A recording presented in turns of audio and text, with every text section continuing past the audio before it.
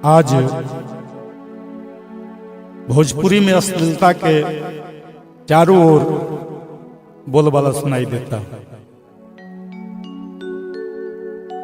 ओकर सबसे सुगम सुंदर कोई उपाय है तो अच्छे गीतों को इतना बढ़ावा मिले कि अश्लीलता अपने आप समाप्त हो जाए।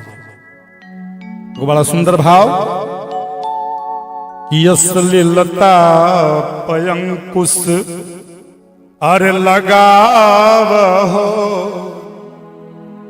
भरत शर्मा से गवाव। अश्लीलता पे अंकुश लगावहो भरत शर्मा से गवाव।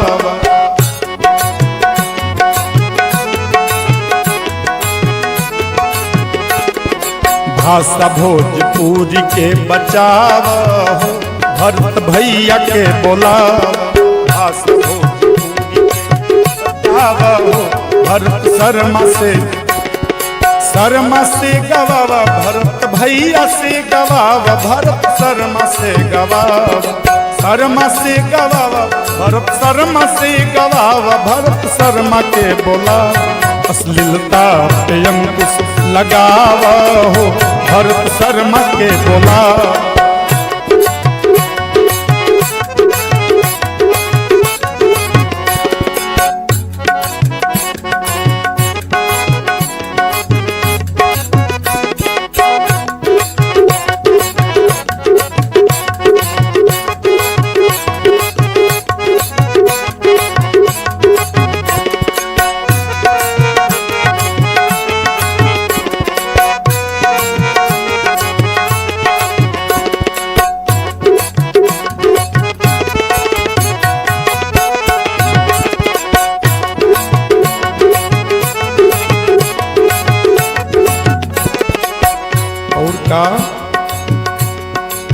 विष्णु ओझा के सोझा बोलाव।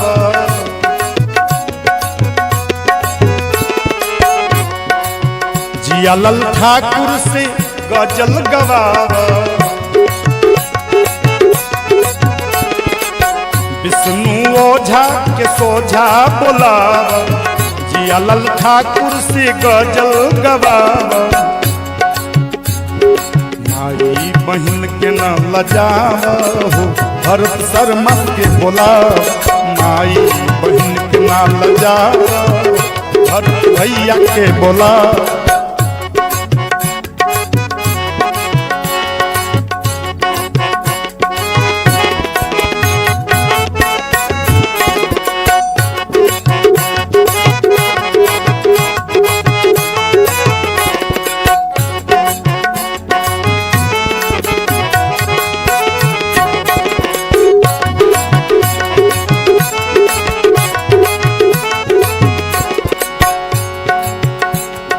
ओम प्रकाश तिवारी शिकारी के गुण के